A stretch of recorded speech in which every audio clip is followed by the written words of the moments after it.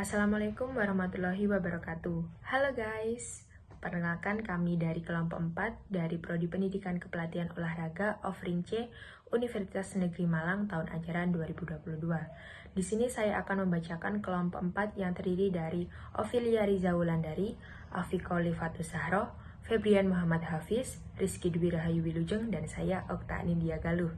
Dan di sini kelompok kami akan menjelaskan tentang macam-macam metabolisme energi yang terdiri dari ATP-PC, glikolisis anaerobik, dan glikolisis aerobik yang terbagi menjadi dua, yaitu menjadi siklus Krebs dan siklus RTE.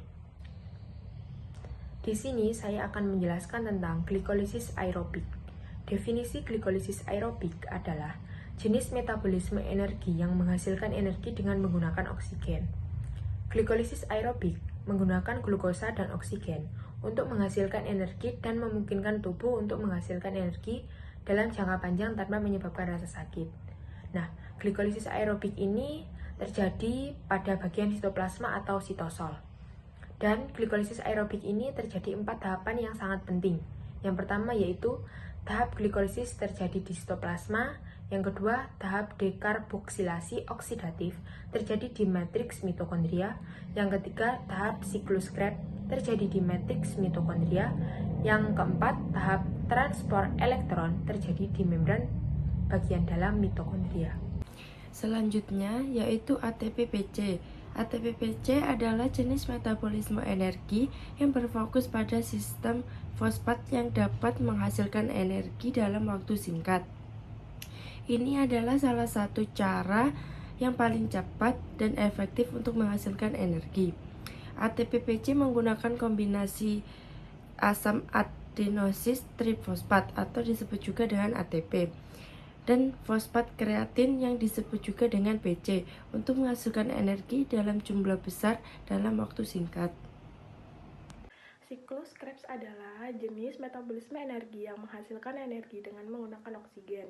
Ini adalah cara yang paling efektif untuk menghasilkan energi dalam jangka panjang, tetapi ini juga membutuhkan waktu yang lebih lama untuk menghasilkan energi. Siklus Krebs menggunakan kombinasi asam sitrat, oksigen, dan glukosa untuk menghasilkan energi dan memungkinkan tubuh untuk menghasilkan energi dalam jangka panjang tanpa menyebabkan rasa sakit. Siklus Krebs terjadi di dalam matriks mitokondria.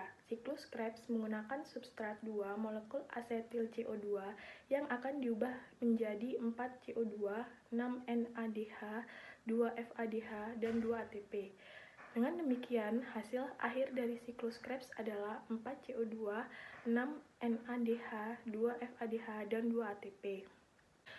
Adapun siklus Krebs memiliki beberapa fungsi, diantaranya sebagai penghasil sebagian besar karbon dioksida, sebagai penghasil koenzim terreduksi yang menggerakkan rantai pernapasan untuk produksi ATP. Selanjutnya saya akan menjelaskan tentang glikolisis anaerobik. Glikolisis anaerobik adalah jenis metabolisme energi yang menghasilkan energi tanpa oksigen. Glikolisis anaerobik bisa disebut juga dengan sistem asam laktat. Glikolisis yang artinya proses pemecahan glukosa.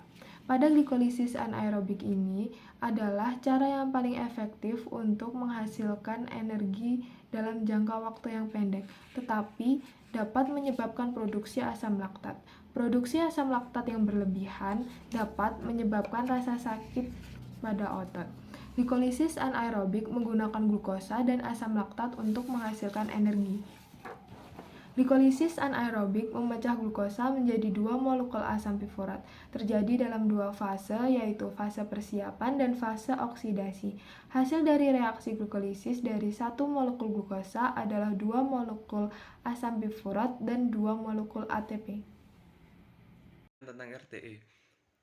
RTE adalah jenis metabolisme energi yang menghasilkan energi dengan menggunakan oksigen.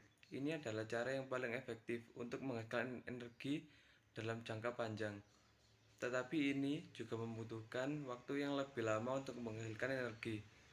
RTE menggunakan kombinasi asam lemak, oksigen, dan glukosa untuk menghasilkan energi dan memungkinkan tubuh untuk menghasilkan energi dalam jangka panjang tetapi menyebabkan rasa sakit. Sekian penjelasan dari kelompok kami. Mohon maaf bila ada salah kata. Wassalamualaikum warahmatullahi wabarakatuh.